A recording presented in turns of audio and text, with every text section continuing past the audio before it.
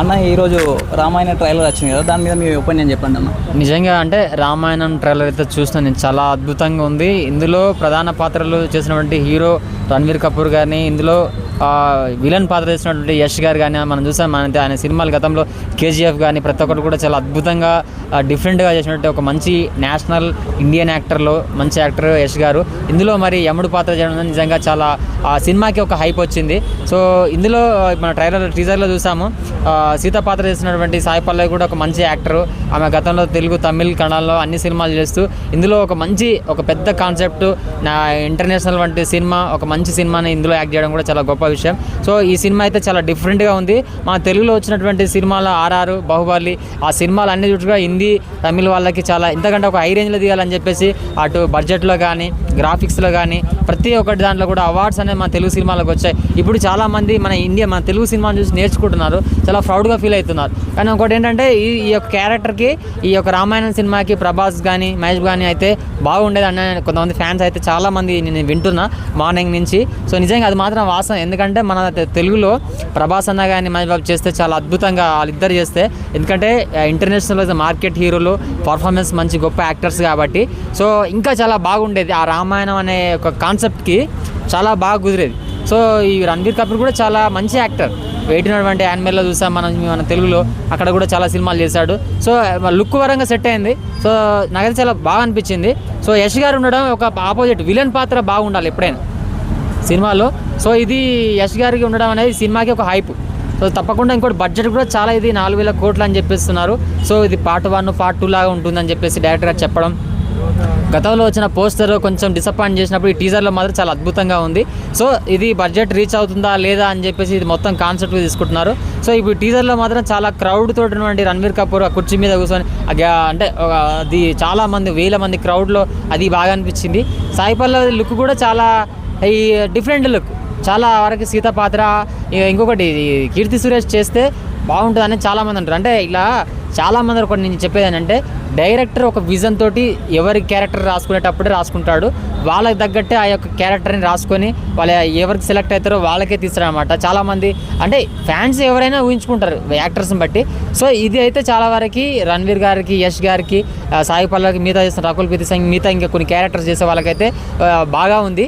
So తప్పకుండా ఇది ఒక మంచి రామాయణం. డైరెక్టర్ నితీష్ తివారీ మాత్రం సో అంచనాలకు రీచ్ కావాలని బడ్జెట్ కూడా ఇది 4,000 కోట్లు పార్ట్ 1, పార్ట్ 2 లాగా మంచిగా రిలీజ్ చేయాలి. మార్కెటింగ్లో కానీ ప్రతి ఒక్క దాంట్లో కూడా, విఎఫ్ఎక్స్, గ్రాఫిక్స్లో కానీ ప్రతి ఒక్క దాంట్లో కూడా మంచిగా రావాలని, సో మంచి తీయాలని, ఇంకా డిసిషన్స్ కూడా ప్రతి ఒక్కటి కూడా ఇంకా క్యారెక్టర్స్ని ఇంకా చెక్కాలి బాగా, ఇంకా పాత్రలు తగ్గట్టు.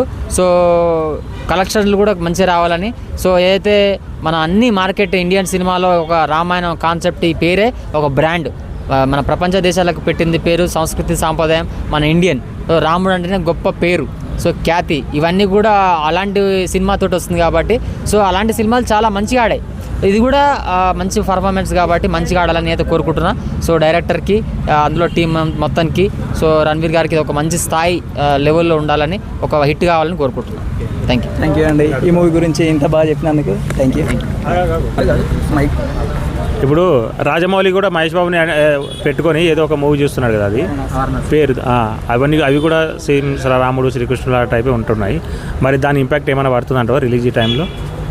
అంటే ఇది రామాయణము అనేది ఒక డిఫరెంట్ కాన్సెప్ట్. ఇది విలువలతో కూడినటువంటి సాహిత్యము ప్రతి ఒక్కటి కూడా ఉంటుంది కాబట్టి ఇది వేరే కాన్సెప్ట్. సో మీరు అన్నట్టు మహేష్ బాబు గారి సినిమా అది వేరే కాన్సెప్ట్. సో డిఫరెంట్ ఏదైనా సరే పాత్రలు స్టోరీ తగ్గట్టు డిఫరెంట్గా ఉంటుంది కాబట్టి వేరియేషన్ ఉంటుంది.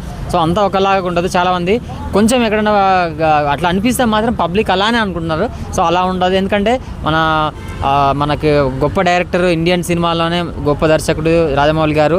ఆయన సినిమాలే చాలా డిఫరెంట్గా ఉంటాయి. ఈ వారణాసి మీద చాలా మోర్ ఎక్స్పెక్టేషన్. సో ఇంకా ఇది రికార్డ్ రచ్చే మహేష్ బాబు ఫ్యాన్స్కి, డైరెక్టర్ రాజమౌళి ఫ్యాన్స్కి, ప్రతి ఒక్కరికి, ఇందులో చేస్తున్న యాక్టర్స్ కూడా ఇది నెక్స్ట్ లెవెల్ ఫిలిం. సో ఆయన సినిమాలే ఒక ట్రెండ్. సో ప్రతి ఒక్కటి రికార్డు హిస్టరీ ఉంటాయి కాబట్టి ఇది వారణాసి అనేది ఒక ట్రెండ్, ఇది నెక్స్ట్ లెవెల్ మూవీ. సో డిఫరెంట్గా ఉంటుంది. ఇది మహేష్ బాబు సార్కి ఇది ఒక రికార్డు స్థాయిలో హిస్టరీలో ఉండబోయే సినిమా ఇది.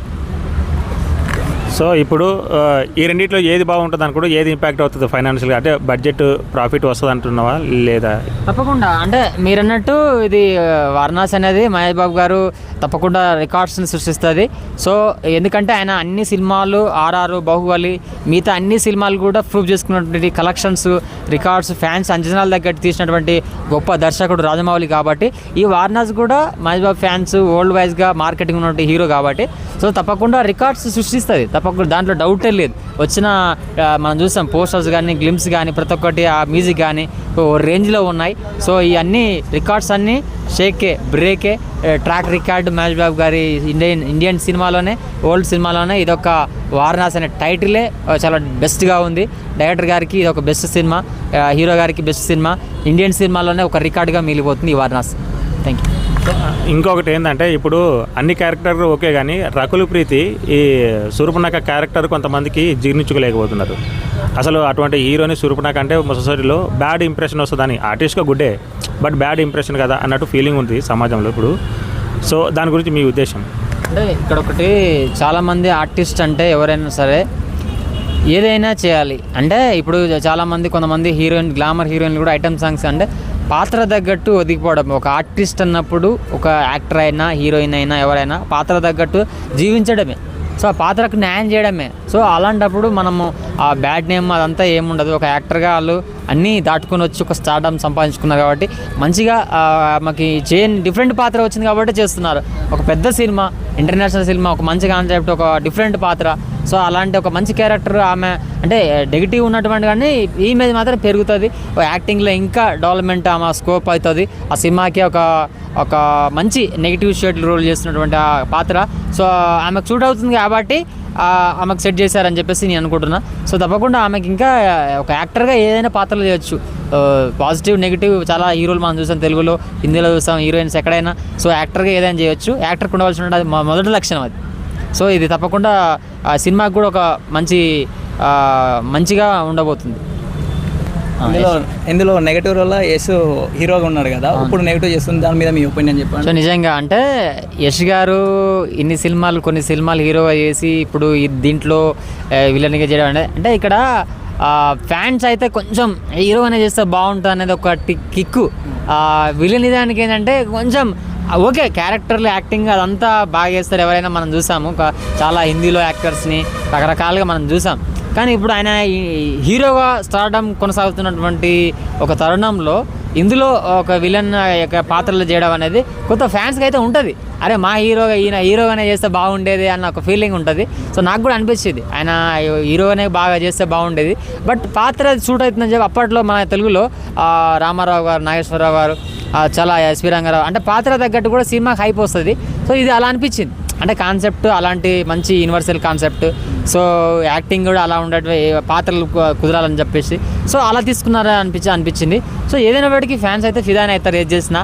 సో మనం తెలుగులో ఆర్ఆర్ చూసాము, మనము రామ్ చరణ్ గారిని, ఎన్టీఆర్ గారిని ఎలా చూపిస్తా, ఎలా పోటా చూపిస్తా అంటే అలా డీల్ చేశాడు. సో అందులో కూడా మేబీ ఇద్దరు హీరోలాగానే ఉండొచ్చు. రణ్వీర్ గారు అండ్ మన యశ్ గారు ఇద్దరు పోటాపోటీగా సాగే పాత్రలు, ఆ యాక్టింగ్, ఆ యొక్క ప్రతి ఒక్కటి కూడా ఆ హీరోజాన్ని మెయింటైన్ చేస్తూ సినిమా నడుస్తూ ఉండొచ్చు. తప్పకుండా ఫ్యాన్స్కి రీచ్ అవుతుండొచ్చు. సో తప్పకుండా అలానే ఉంటాను అనుకుంటున్నాను నేనైతే. సో ఇది యశ్ ఫ్యాన్స్కి, రణ్వీర్ ఫ్యాన్స్కి, ఇంకా సినిమా ఫ్యాన్స్కి ఇది ఒక మంచి బూస్టప్ లాగా ఉంటుంది. ఒక మంచి హిట్ కావాలని కోరుకుంటున్నా. సో ఇలాంటి సినిమాలు కూడా మనం ఆదరించాలి. రామాయణ కాన్సెప్ట్ ద్వారా ఎన్నో సినిమాలు వస్తాయి. సో వస్తున్నాయి, ఎవరైనా తీయొచ్చు కాబట్టి డైరెక్టర్ చేసిన ప్రయత్నానికి మా అందరూ కూడా సపోర్ట్ చేస్తూ ఇలాంటి మంచి సినిమాలు ఆడాలని మనస్ఫూర్తిగా కోరుకుంటున్నాను. థ్యాంక్ యూ సో మచ్ అండి. మీరు చెప్పిన రివ్యూతోని ఇప్పుడు జనాలకు ఎంత రీచ్ అవుతుందో దీనివల్ల తెలుస్తుంది. థ్యాంక్ యూ మీకు సంఘమిత్ర యొక్క ఛానల్ కూడా చాలా థ్యాంక్ యూ సో మచ్. ఇలాంటి అన్నిటినీ మీరు లైక్ చేయండి, షేర్ చేయండి, కామెంట్ చేయండి, సబ్స్క్రైబ్ చేసుకోండి మా సంఘమిత్ర ఛానల్ని. సో తప్పకుండా అన్ని వీడియోస్ని చూసి ఎంజాయ్ చేయండి. Thank you.